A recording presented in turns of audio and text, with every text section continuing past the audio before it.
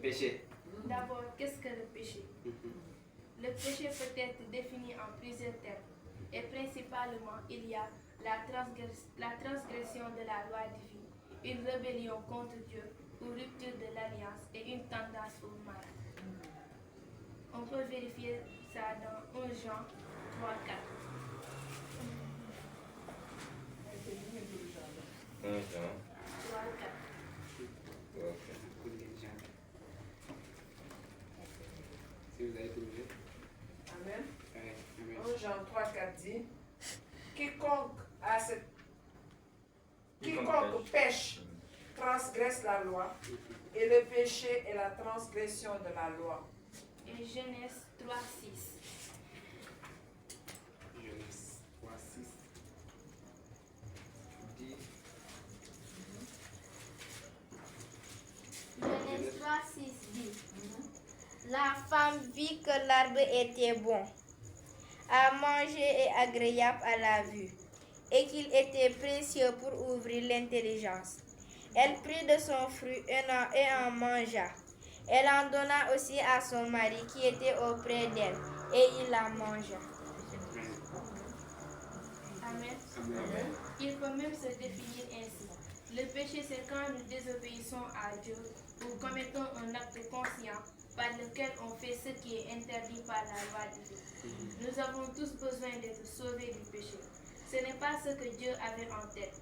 Ce n'est pas ainsi qu'il veut que nous vivons. Dieu a un plan parfait pour nous, les hommes. On peut vérifier ça dans Jérémie 29, 11. Jérémie 29, 11. Jérémie.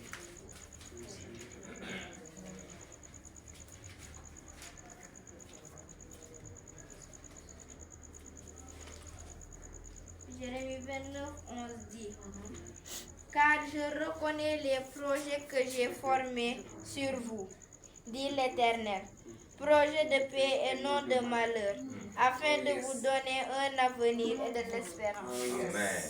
Oh yes. Amen. Amen. Aucun d'entre nous ne suit complètement les voies de Dieu. Nous disons des mensonges et nous blessons les autres. Puis nous nous efforçons de cacher le mal que nous avons fait. Dieu est si parfait qu'il ne peut pas ignorer nos actes. Il ne peut pas ignorer nos péchés.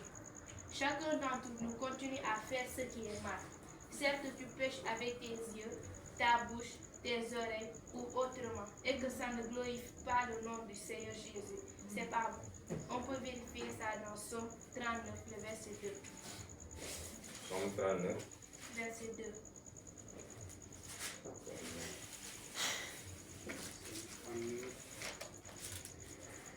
Psaume 39, le verset 2 dit, Ça dépend des versions. je disais, je veillerai sur mes voies, de peur de pécher par ma langue. Je mettrai un frein à ma bouche, tant que le méchant sera devant moi. Amen. Ce verset rappelle que le péché n'est pas seulement dans les grandes actions, mais aussi dans ce que nous disons, ce que nous voyons, ce que nous permettons à nos oreilles d'entendre et notre manière générale de vivre. Dès le commencement, Dieu et l'homme étaient amis, mais cette amitié devait être mise à l'épreuve. Le roi de l'univers ne souhaitait pas que son royaume soit rempli de sujets contraints à lui obéir. Donc on peut prendre aussi l'exemple de la relation entre Dieu et Adam. Dieu aimait Adam et avait des projets formidables en réserve pour lui et sa future famille. Du fait que Dieu voulait la compagnie d'individus, il a donné à Adam une règle à observer. Tu pourras manger de tous les arbres du jardin, mais tu ne mangeras pas de l'arbre de la connaissance du bien et du mal. Car le jour où tu en mangeras, tu mourras certainement. On peut vérifier ça dans Genèse 16, le verset 2. Genèse chapitre 2, le verset 16 à 17. Genèse chapitre 2. 16 à 17. Genèse 2, 16, 17 dit. L'Éternel Dieu donna cet ordre à l'homme. Tu pourras manger de tous les arbres du jardin, mais tu ne mangeras pas de l'arbre de la connaissance du bien et du mal, car le jour où tu en mangeras, tu mourras. Amen. Ce n'était pas une règle difficile à observer. Adam pouvait manger de tous les fruits du jardin, à l'exception d'un seul. En obéissant à cette simple règle, Adam pouvait montrer qu'il faisait confiance en son Créateur pour savoir ce qui était mieux pour lui. Selon Dieu, quelle serait la conséquence si Adam désobéissait à cette règle?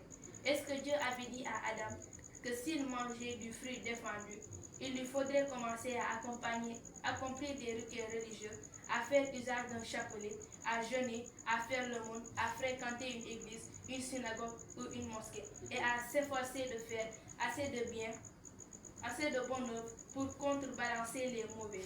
Est-ce que c'est cela que Dieu avait dit? Non, absolument pas. Dieu avait dit à Adam, le jour où tu en mangeras, tu mourras certainement. Amen. Amen. La désobéissance à la loi de Dieu est appelée péché. Si Adam brisait la loi de Dieu,